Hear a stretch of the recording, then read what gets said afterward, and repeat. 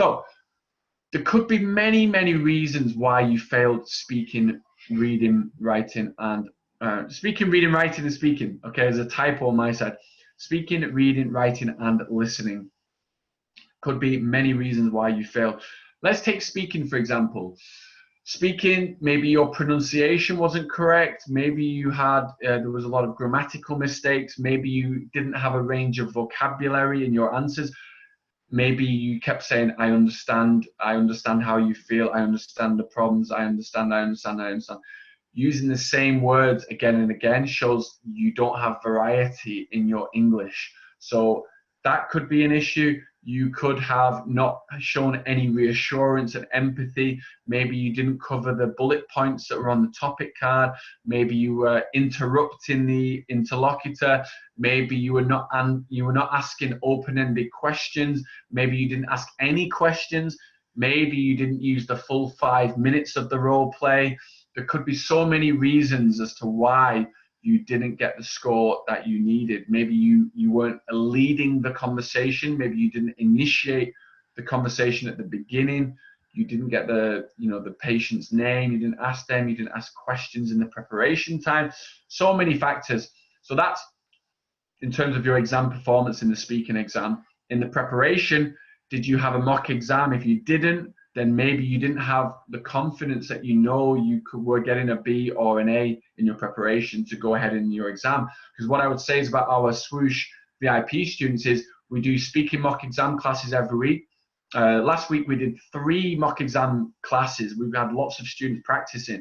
So they can really boost their confidence after taking speaking mock exam classes with us, because we can do a one-to-one speaking mock exam and tell you what you're doing right and wrong, what you need to do to improve. We can give you a grade estimation of what you need to do in order to get a B from where you're at to where the B or the A is that you need.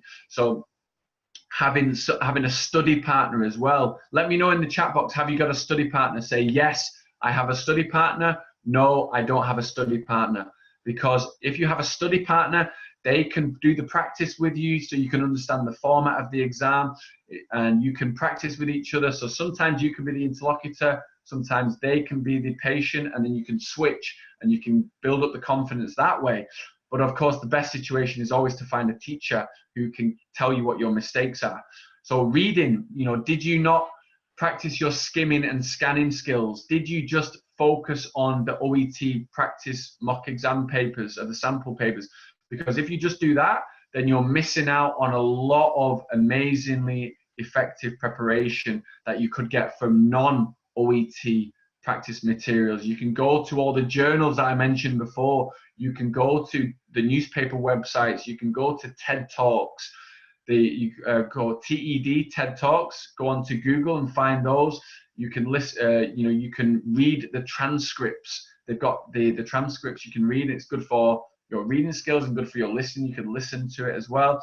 Go to the medical podcasts for listening, and practice with those, because there's loads of great materials there. You could use some of the old OET exam materials, but of course don't be confused with the format, because the format is different now with 2.0. But there's lots of OET past examination papers you can use for the OET 1.0, so you can use those. They're great because the similar skills they're testing you on. They're still testing you in skimming and scanning for reading for gist, reading for detail in both the old and new version of OET, so you can use those. Writing, maybe, for example, you weren't writing enough letters. Maybe you didn't get any feedback from a teacher. Maybe you didn't have the right advice, the right techniques to follow. Maybe you were following too many YouTube videos. This teacher, that teacher, this other teacher, they're all saying different things. Maybe, you didn't get grade estimations for your writing, because that's what we do with our Swoosh VIP students. We're constantly giving them corrections on their writing, telling them, are you at a B? Are you at C+? Are you a C? Telling them what they need to do to improve, grammar corrections, all those things. Really, really important for your writing. If you took your exam before and you only got a C or C+, it might be time for you to spend some money on getting a teacher to write, to give you corrections that you need. So there's lots of things that lots of reasons as to why you didn't get the grade B in speaking, reading, writing, and listening, or all of them. So please let me know in the chat box, why do you think you only got a C+ in your exam for one of these areas? Why do you think you only got you only got a grade C or C+ in the reading, writing, listening, speaking, or all of them? Please let me know. Mohammed Salah says, do you think I will get 4 Bs when I register for a class? It depends. I mean, no school, no teacher should be guaranteeing you will definitely get those scores, because, for example, our SWOOSH students, if we give you live classes, recordings of the live classes, correction service, writing correction service, OET video courses, we give you all those things. If you don't do the work, you will not pass. So you could spend money on our courses, but if you don't do the work, you won't get the grades that you are looking for. So it takes it takes the teacher and the student to work hard on both sides, and the combination of the two is what will help you to get your grade Bs in all 4 areas. So I can tell you that we've had a fantastic success rate. We've got over 65% of our students who are passing first time, but of course, it's not 100% because not everyone is passing. We've got some students who pass and some students who don't pass. So there's a variety of reasons why, but what we do is we sit down with those students and tell them what they need to do to improve for next time. Okay, so Samar, very good. So Samar didn't pass writing because she didn't get her letters corrected. So that's great for you to now understand that, Samar. That can really help you with your preparation moving forward. C+ in listening, said Oreen, because I had limited review materials. Okay, that's great for you to make that assessment as well. But when you said I had limited review materials, you can get medical podcasts. You can use non-OET related listening materials, Oreen. So don't just rely on the listening OET official papers. Okay, that's really, really important. To rely on the OET 2.0 listening materials that are right there. There's not a lot out there, so don't rely too much on those. The students who get Bs and As, they're listening to other non-OET related things. So I hope you take that advice into consideration, Ori. I didn't have enough time to prepare with a teacher. Very good, Lenin. Yeah, good for you to know that now.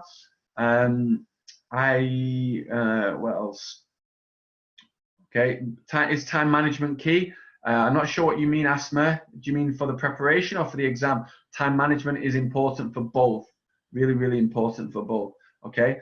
Smitha says, why is OET so tough? I mean, it's not really that's your opinion on the fact you think OET is tough, but are you making the improvements you need to make? Because it goes back to the 4th bullet point. Take full responsibility for your performance. Okay, so you need to, if you think it's a tough exam, that's the options that are available to you. Either do IELTS or OET. So I'm sure, Smitha, if you do all the things we mentioned today, then I'm sure you can improve your performance, and I would love to celebrate your success with you. Okay.